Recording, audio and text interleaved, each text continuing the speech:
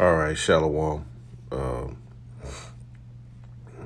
First and foremost, I want to say all praises to Yahweh, by Hashem, Yahweh Shai, by Hashem Rakakwadash, giving double honors to the apostles and elders of Great Millstone, whom I learned from. And want to give a shalom to all the brothers out here laboring in this truth with sincerity. And I just want to come with a quick lesson today. The mirth of the land is gone. And we're going to start out with Ecclesiastes chapter 7 and verse 4. The heart of the wise is in the house of mourning, but the heart of fools is in the house of mirth. And yeah, that's pretty much where we are today. I mean, us in this truth, we're in the house of mourning, and the fools are in the house of mirth. Or, it's just a false, more like a facade, because Babylon the Great is on his way out. But, you still got people that want to partake in the festivities of what's going on, You see the people walking up and down the street, they just holding on to that hope for Babylon the Great. But Babylon the Great is done. You see the women. It's just on a downhill slope. You see the women pretty much dressed half naked, all kind of madness. Jake running around wild, madness. And then you got Esau. They prideful, but it's like Esau is being that pride is being brought low. Because, they might walk by you and you can see it in their face, the guilt. When you out there on the streets, on the highways and hedges, either they gonna turn their head or hold their head down. You still have some that's pretty prideful, but they holding on to this false sense of hope for Babylon the Great. I mean, they hadn't came to reality yet. But Babylon the Great is on his way out. The mirth. Let's go into this word, mirth. Strong's H 4885. Masos.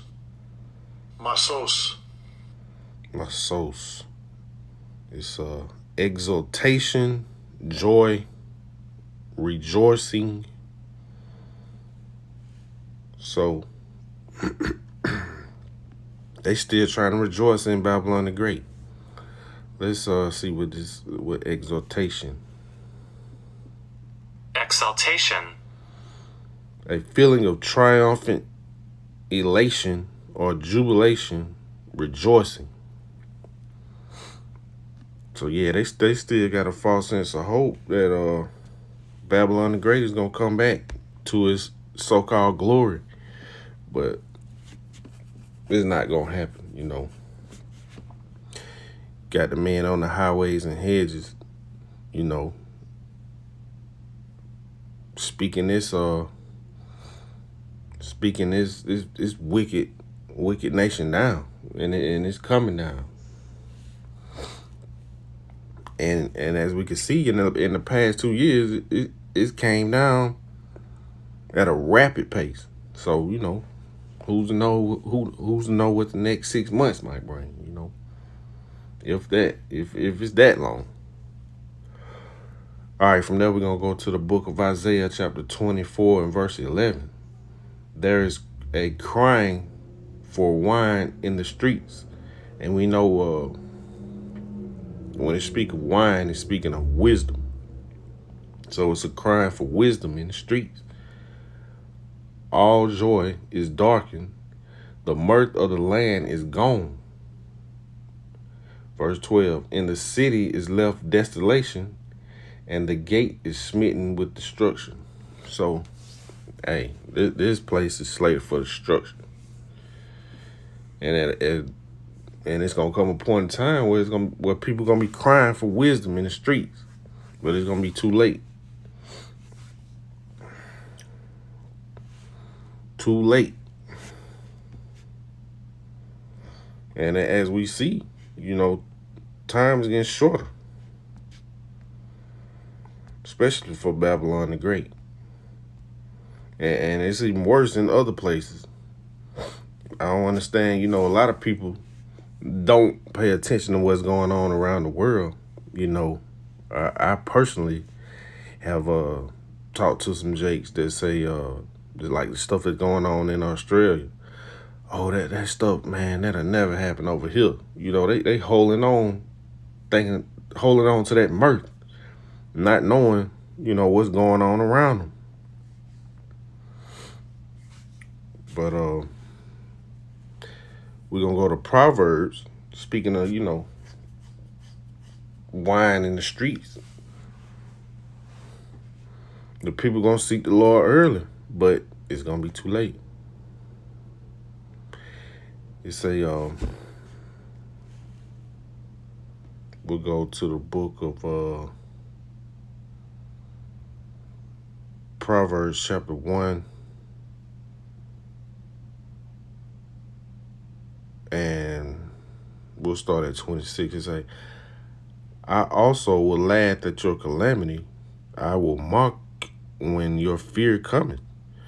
When your fear cometh as desolation, and your destruction cometh as a whirlwind, when distress and anguish come upon you, then shall they call upon me, but I will not answer.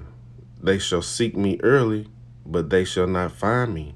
Yeah, they're going to be crying for, that's that wine they're going to be crying for in the streets, but it's going to be too late. So, and the majority of jakes, they see you out, either they going to scoff, or they just going to keep walking like you don't exist. But it's going to come a time to where they're going to be begging, but it's going to be too late.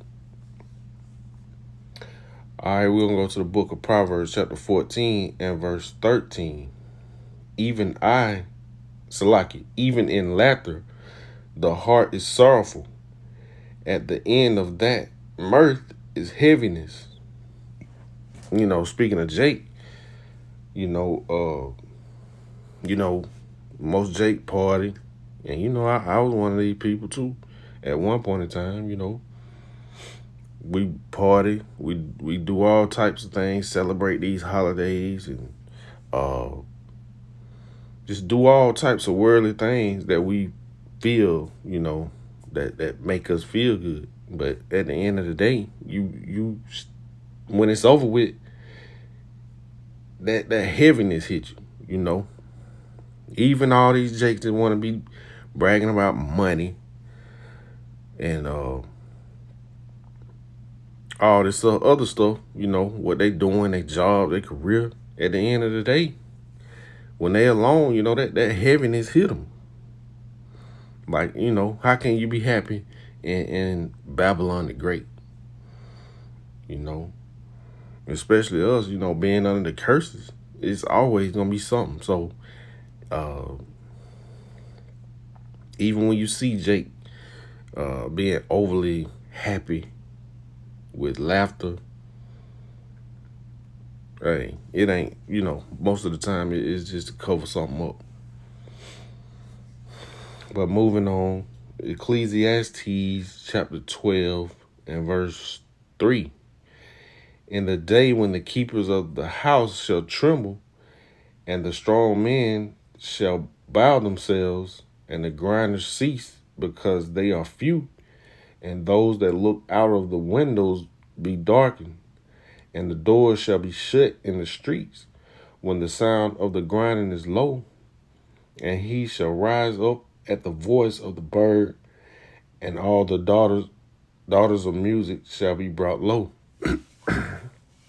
And that's where we heading, Once they start implementing all these mandates and this and that, it's gonna be, hey, they don't realize it, but these businesses gonna suffer.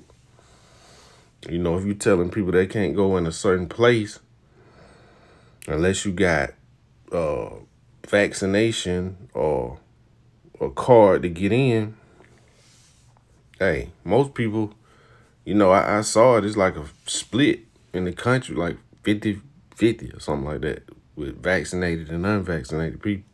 So, hey, it's gonna be a lot of people hurting, and as we can see, a lot of these landlords and stuff like that getting evicted out of their property because the tenants couldn't pay the rent.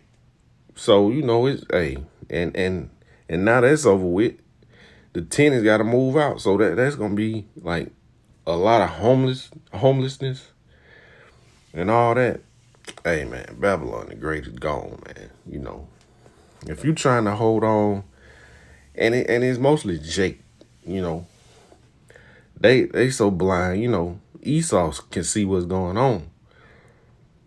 That's why they out there in the street fighting each other, protesting. They got a sense of what's going on. But Jake, hey, engulfed in folly. Instagram, Facebook, going to the strip club, partying, milk crate challenge, things of that nature. But Jake is lost, man. It's just completely lost. All right, from there, we're going to go to the book of Proverbs, chapter 1 and verse 20. Wisdom crieth out. She uttereth her voice in the streets. And that go back to Isaiah 24 and 11, that wine. And, that equates to wisdom. So right now, wisdom is crying out. She uttereth her voice in the streets. She crieth in the chief places of concourse, in the openings of the gate. In the city she uttereth her words, saying, How long, ye simple ones, will ye love simplicity? And the scorners delight in their scorning, and fools hate knowledge. And right now, that wisdom is crying out right now, with all the brothers on the highways and hedges, bringing out this truth. But people don't want to hear it. But we just look back and say, how long, ye simple ones? Well, ye love simplicity, walking up and down the street, back and forth down the street, want to show your outfit, want to show how naked you are, want to show your body, how nice your body look, most of these females. Then you got Jake, want to impress the females. Man, that's over with, man. That's like some low-level stuff. Most of them look at us like we fools, like we had a proud Jake in a wheelchair roll up, telling us, the Lord ain't gonna help y'all. The Lord ain't getting y'all no money. Y'all ain't got no money. First of all, you don't even know us, but we don't care about no money, man. We out here for a true purpose, I don't even know how I even got to the point of being out there. So I know it's the Lord. Yahweh Shem Yahushai, something greater than me that's got me doing what I'm doing, So, but you had Jake want to flash his money, he had probably 2,000 or 1,000, but the Lord already put you in a condition, wounded you to the point where you're in a wheelchair and you still worrying about money, paper money. You're going to be needing that money pretty soon for some heat. You're going to be burning that money to try to stay warm. Money, that paper money don't mean nothing. But that's the mentality that Jake is in, blind. But, that's where we headed, man. Jake engulfed in folly. You got Esau, still prideful. But they, if anybody know about the country and the I don't want to say differences, but the way it used to be and how it is now is Esau, because they love this place, so they can see the difference, and their pride, they gonna be brought low. They being brought low now, and it's gonna continue. And once Esau get to a certain point, he gonna snap. So, hey, that's where we headed, man. But we're gonna go to the book of Nahum, chapter 3 and verse 1. Woe to the bloody city! It is all full of lies and robbery. The prey departed not. And Babylon the Great is full of lies, full of robbery, and full of blood. And everywhere pretty much, and that's pretty much the story where anywhere that Esau has been, and anywhere Esau is going. But this is speaking of Babylon the Great, America. I mean, this is a bloody city built on blood, on the backs of our ancestors. So, hey, why would you love it here? Why would you even enjoy this place, knowing? Why would you enjoy the fruits of Esau's labor by putting a whip on your back, hanging you from trees? I mean, why would you even love a situation like that? Why would you even love to be in a place like that? You should condemn this place every day you wake up. And you see the brothers on the highways and hedges doing it. For the most part,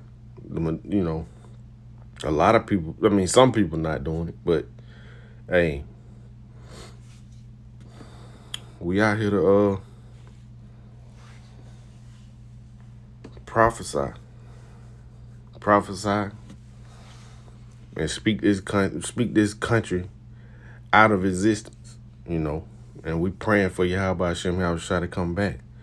Lord willing, I'm one of the people to make it, but hey man, I'm just doing the will of the Heavenly Father and His Son, to the best of my abilities. And at the end of the day,